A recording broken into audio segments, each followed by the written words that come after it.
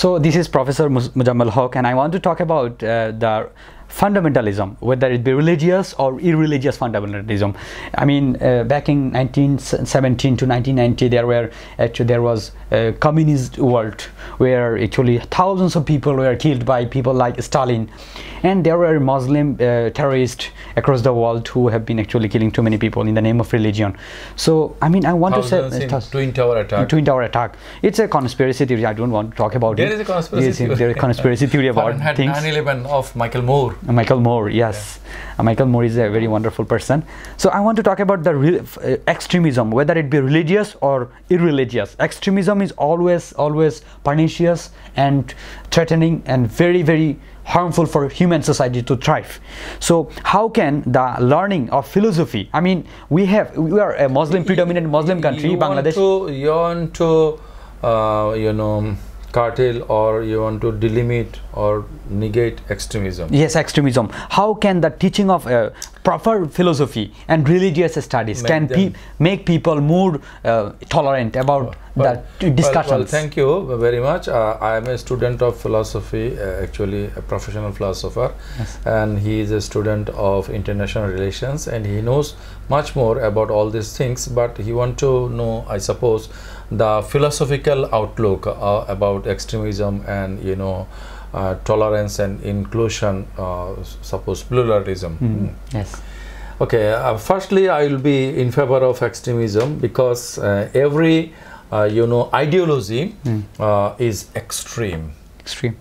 If you have an ideology, if you are in favor of a position, what do you want? You want to make all the people within that framework. Yes. You want to include all the people within your concept, and to bring them in a position that they are also become followers as you.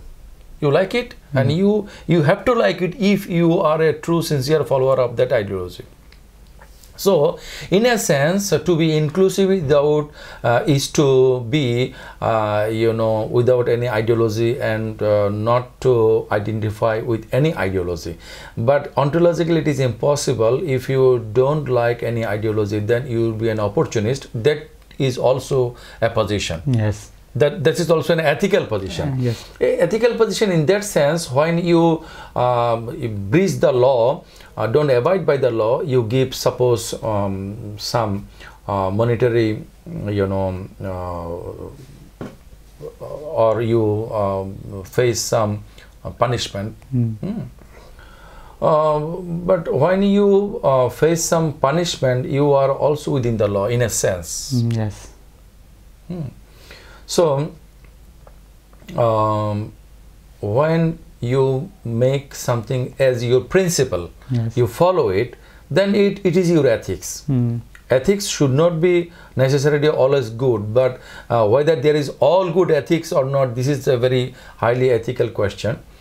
So I'm telling what I'm telling, or meaning that you know, making choice for an ideology, to hold some ideology, to believe in some specific norms and principles, is actually something which makes you fundamental, which makes you intolerant, which makes you aggressive to the, you know, opposite ones, to the other ones. Yes. In a sense.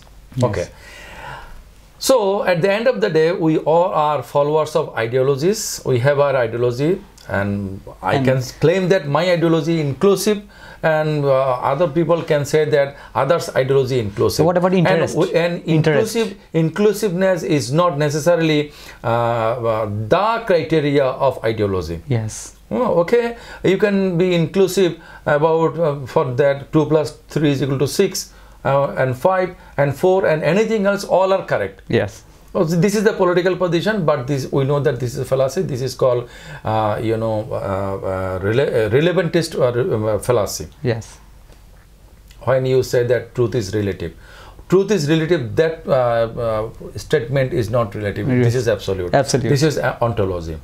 Then come to philosophy. How philosophy, but at the end of the day, lastly, to live in a society, as a citizen, suppose, we have to be inclusive, we have to be tolerant, and we should avoid extremism. Yes. Okay, we should not be imposing our ideologies on others. Yes. Okay, but there are some people trying to impose their ideology on others. We say that those are bad people, but philosophically those people are not bad people. They are the true, sincere followers of ideologies. Of their ideologies. Of their ideologies. So, keeping this philosophical dispute, let us proceed on how philosophy can contribute making people tolerant and inclusive and, you know, civilized, not extreme. In philosophy, there are options. When you think your position, you think that it is right, actually you accept the favorable arguments, favorable evidences, and claim that it is good for you. And you think that it is also could be good for others. But when you exercise philosophy, you know that there are other arguments against your position. There are some arguments which are for other people's position. Yes. Okay, suppose when as a theist you are in a society with the atheist people, with the skeptic people, suppose with the free thinkers people, suppose you know that philosophy provides some positions, some arguments for their position, some evidences for their position. They have philosophical support. So you have philosophical support, I have philosophical support. Eventually you prefer this line of thought, I prefer this line of thought. You go for this argument, I go for that argument. If we are in a philosophical framework, we have to be tolerant, because I know that my intentionality makes me to take this position, and your intentionality provides you the justifiability of that position. Yes, I want to say one thing. There are actually both the extremist people, and I'm talking about the people of the basically extremist people in a country, everywhere around the world. They are very much talented, and the people who are extremists, who are atheists, they are also very talented. But they lack their philosophical outlook. If they had their philosophical outlook, they wouldn't be such. Yes. Because philosophy is options. Yes. If you go for one option, you still know that there are other options. Yes. And those options also have philosophical foundations and arguments for their position. Yes. So when you know that, you accept this, but other positions that you actually deny have their own position, have their own argument, have their own reason. Yes, sir. So automatically you will be inclusive. So philosophy can provide sufficient tolerance among people if they have philosophical outlook. Yes. So that means whatever you think right, it is right because you prefer to think that it is right. So Karl Marx was telling that religion is the opium of the masses. Religion is used by the bourgeois society. He actually wanted suppress. to mean, repression. Yes. That was going on in the name of religion. In our society, when we see there are oppressions, there are ignorance, there are bad things that are going on in the name of religion. Yes. But from this, you cannot make a conclusion. You should not take a conclusion then oppression is necessarily from religion only. Yes. Religion could be a source of oppression. Yes. But any ideology could be aggressive. Yes. And any ideology could be, totalitarian and, dogmatic. Dogmatic. Which is very harmful. And it can repress people. It can, do harm to the society. Anything can be, evil for us if we take it in a dogmatic way. Yes. So there are actually good atheists. There are also good religious people. The good religious people. Good or it's not about actually religiosity or irreligiosity. It's about the persons. Okay. Religion is the upper thing of humanity. Yes. So the person who is humanly good, who has human qualities, he will be a good person no matter he is a religious person or religious person. So if it is the case, so can you not exclude religion? Can you not exclude atheism from the world? Can you not make the world in a society where the question of religion will never come through? When the question comes of exclusion, yes, it becomes a religion. Yes. how could you exclude something? Can we secularize the world? Well, come to the question. How can you exclude religion? Religion is based on the fundamental questions. Yeah. Suppose Islam. Islam says there is a God. Yes. The world has been created by the God. This is the metaphysical question. Yeah, yeah. This is a metaphysical question. Metaphysical question. In how does the world has come from? What is the origin of these things? Yes. What is the ultimate fate of all these things? Yes. Religion is a kind of answer. Yes. Okay, you can regret the answer, but you cannot regret the question. Yes. If you cannot regret the question, you should accept the alternatives. Yes. And within alternatives, you prefer this position, not that position, but you cannot exclude that.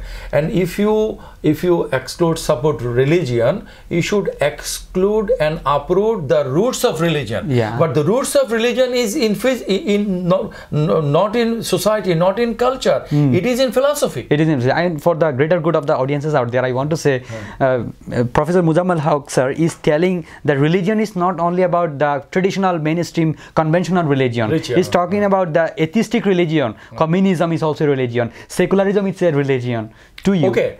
Religion in communism, suppose, are there any sacred things? Of course there are. Of course there are. Spirituality, personal spirituality is there. Spirituality is there. Okay. Rituals are there. Sense of transcendence is there. Yes. Some basic beliefs are there. If you don't believe in the the main principles of Marxism, you cannot be a communist. Yes. Yes, and it's inherent in our humanity that people want to worship some people, like Mao Zedong. He is worshipped by the Chinese communist people. It is hardwired in human being. Yes. They want to do two things. Yes. Every human is bound to do these two things.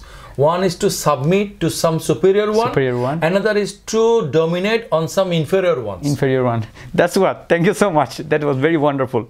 Assalamu alaikum.